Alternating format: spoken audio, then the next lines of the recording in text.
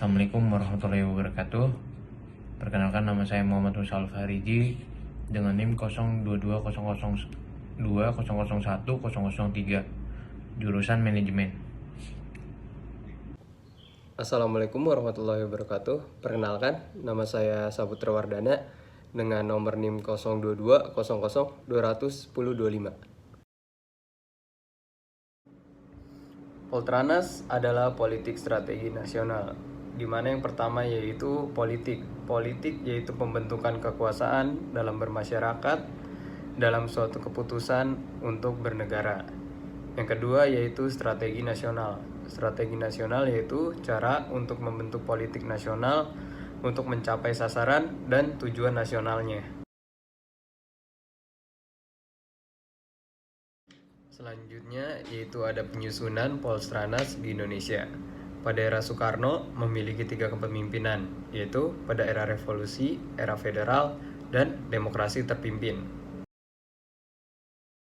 Poltranas memiliki lembaga-lembaga yang mengatur Poltranas.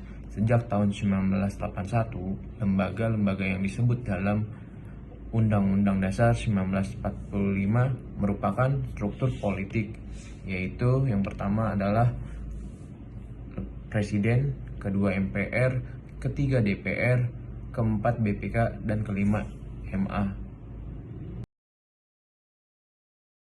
Kepemimpinan era Presiden Soeharto, yaitu melahirkan periode pembangunan sebagai tonggak baru Indonesia, yang disusun dan ditetapkan oleh MPR, dijabarkan dalam bentuk garis-garis besar haluan negara, yang biasa disebut GBHN.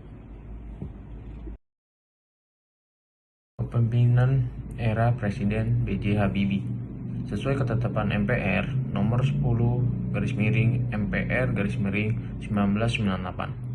Reformasi pembangunan dalam rangka penyelamatan normalisasi kehidupan nasional sebagai haluan negara dan pembangunan bangsa. Kepemimpinan era Presiden SBY, yaitu periode demokrasi. Perkembangan demokrasi yang lebih mapan ditandai oleh amandemen Undang-Undang Dasar 1945 yang bagian dari Rencana Pembangunan Jangka Menengah Nasional atau RPJMN. Pendidikan politik. Pendidikan politik adalah usaha atau upaya berupa bimbingan atau pembinaan secara disengaja dan sistematis dalam meningkatkan pengetahuan politik, sehingga mencintai dan memiliki keterikatan yang tinggi terhadap bangsa dan negara, serta menghayati nilai-nilai yang terkandung dalam sistem politik, agar mampu berpartisipasi dan bertanggung jawab dalam mencapai tujuan politiknya. Selanjutnya, saya akan menjelaskan tentang manfaat pendidikan politik. Yang pertama yaitu dapat melatih warga negara agar dapat meningkatkan partisipasinya dalam berpolitik. Yang kedua, memperluas pemahaman, penghayatan, serta wawasan terhadap masalah-masalah atau isu-isu yang bersifat positif. Yang terakhir yaitu meningkatkan kualitas diri dalam berpolitik dan berbudaya politik sesuai peraturan hukum yang berlaku di Indonesia. Selanjutnya saya akan menjelaskan tentang konsep-konsep ilmu politik. Di sini saya ada memiliki 4 poin. Yang pertama yaitu negara.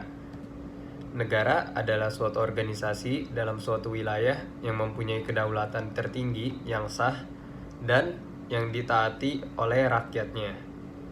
Yang kedua ada kekuasaan. Kekuasaan adalah kemampuan seseorang atau kelompok dalam mempengaruhi tingkah laku seseorang sesuai keinginannya. Yang ketiga, yaitu ada pengambilan kekuasaan, yaitu keputusan adalah membuat pilihan di antara beberapa alternatif, sedangkan istilah pengambilan keputusan atau decision making menunjuk pada proses yang terjadi sampai keputusan itu tercapai. Yang terakhir ada kebijaksanaan umum atau polisi. Adalah suatu kumpulan keputusan yang diambil oleh seorang pelaku atau politik dalam usaha memilih tujuan-tujuan dan cara-cara untuk mencapai tujuan itu. Implementasi politik strategi nasional. Yang pertama yaitu hukum, kedua ekonomi, ketiga pertahanan dan keamanan, keempat kominfo dan media massa, kelima pendidikan, dan keenam sosial budaya. Implementasi hukum terhadap Poltranas, yaitu hukum diartikan sebagai aturan perundang-undang yang ditetapkan oleh pemerintah atau negara dan mengandung sanksi apabila dilanggar. Nah, tujuannya yaitu agar mengembangkan budaya hukum di semua lapisan masyarakat untuk terciptanya kesadaran dan kepatuhan hukum dalam kerangka supremasi hukum, tegaknya negara hukum. Mengimplementasikan ekonomi terhadap Poltranas memiliki 2 poin. Yang pertama, mengembangkan persaingan yang sehat dan adil serta menghindarkan terjadinya struktur pasar monopolitik dan sebagai struktur pasar yang distortif yang merugikan masyarakat. Poin kedua yaitu mengoptimalkan peranan pemerintah dalam mengoreksi ketidaksempurnaan pasar dengan menghilangkan seluruh hambatan yang mengganggu mekanisme pasar melalui regulasi, layanan publik, subsidi, dan insentif yang dilakukan secara transparan dan diatur dengan undang-undang. Mengimplementasikan pertahanan dan keamanan terhadap Poltranas, yaitu memiliki tujuan agar menjaga ketahanan dan keamanan negara. Selanjutnya yaitu mengimplementasikan kominfo dan media massa terhadap Poltranas. Yang pertama yaitu meningkatkan peran komunikasi melalui media massa modern atau tradisional guna mencerdaskan kehidupan bangsa dan memperkukuh persatuan dan kesatuan. Yang kedua yaitu meningkatkan kualitas komunikasi di berbagai bidang melalui penguasaan dan penerapan teknologi, informasi, dan komunikasi guna memperkuat daya saing bangsa dalam menghadapi tantangan global.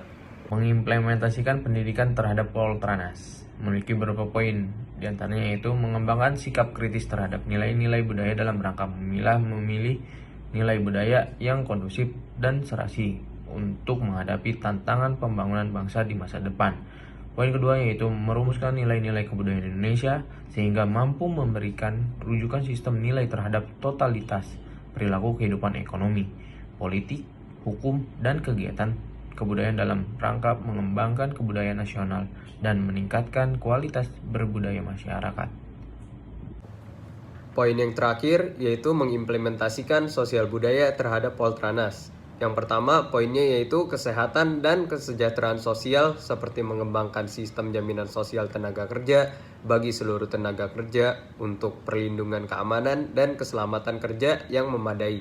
Yang kedua, kebudayaan, kesenian, dan pariwisata seperti mengembangkan sikap kritis terhadap nilai-nilai budaya dalam rangka memilih bahan ajaran pendidikan kewarganegaraan.